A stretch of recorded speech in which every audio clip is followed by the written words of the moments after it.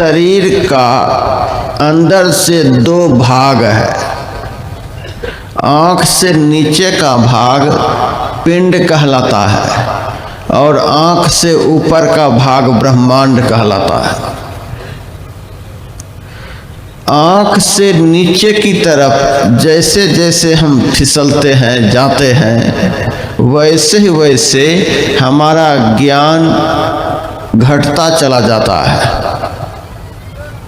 धीरे धीरे बहुत नीचे जाकर ज्ञान बिल्कुल लुप्त हो जाता है। अभी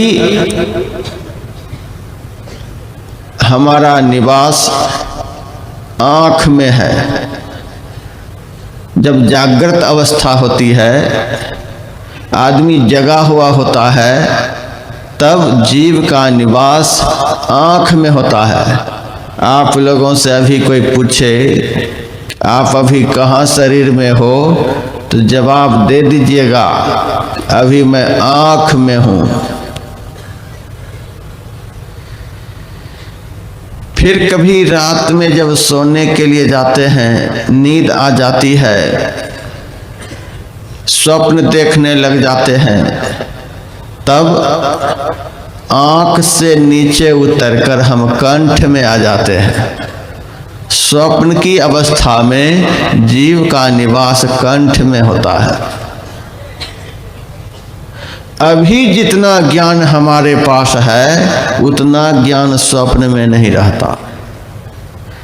आँख से थोड़ा सा नीचे उतर गए तो ज्ञान बहुत कम हो गया। फिर जब हम गहरी नींद में चले जाते हैं तो स्वप्न भी नहीं रह जाता। गहरी नींद की अवस्था को सुषुप्तावस्था कहते हैं। उस अवस्था में बिल्कुल ज्ञान नहीं रह जाता, स्वप्न भी आदमी नहीं देखता है। सुषुप्तावस्था में जीव का निवास हृदय में होता है। कंठ से नीचे उतर गए तो ज्ञान बिल्कुल लुप्त हो गया।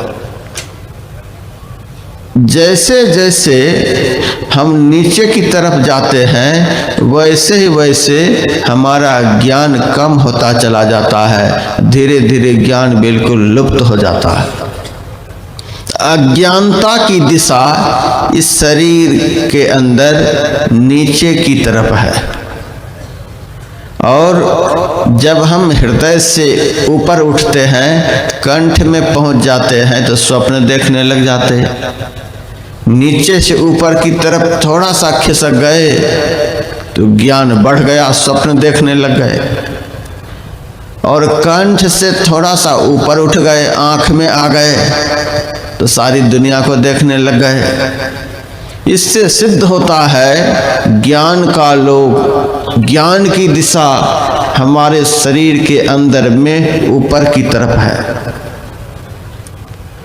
संतों ने बतलाया इन तीन अवस्थाओं से उत्कृष्ट जागृत, स्वप्न, सुषुप्ति, इन तीनों अवस्थाओं से श्रेष्ठ एक और अवस्था है जिसको तुरीय अवस्था कहते हैं। तुरीय अवस्था तब प्राप्त होती है जब इस चेतन का सिमटाव आँख से भी ऊपर हो जाता है। आँख से ऊपर की दिशा में जब चेतन का आरोहण होता है, जीव खिसक कर चला जाता है, तब तुरीय अवस्था होती है। उस तुरीय अवस्था में जाकर ज्ञान इतना बढ़ जाता है, ज्ञान में इतनी वृद्धि हो जाती है कि आदमी एक ही जगह से सारी दुनिया को देख लेता है। किसके मन में क्या हो रहा है वह सब जान लेता है।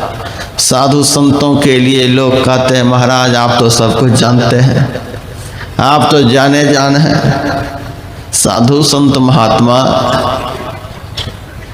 और यथार्थ में साधु संत महात्मा वे ही हैं जो तीन अवस्थाओं से ऊपर की अवस्था में रहकर उस दिव्य ज्ञान को प्राप्त किए हुए होते हैं। भेष कोई भी हो, काला हो, लाल हो, उजला हो, सफ़ेद हो, हरा हो, पीला हो, पैंट सूट में हो चाहे धोती कुर्ते में हो, किसी भी भेष में हो, यदि आप 3 अवस्थाओं से ऊपर चौथी अवस्था में अवस्थित रहते हैं तो किसी भी भेष में रहकर आप साधु हैं। साधना करो तीत इति साधु। 3 अवस्थाओं से ऊपर उठने की साधना जो करते हैं यथार्थ में वे साधु हैं, और उस अवस्था में उस साधु पुरुष को सारे ब्रह्मांड का ज्ञान होता है।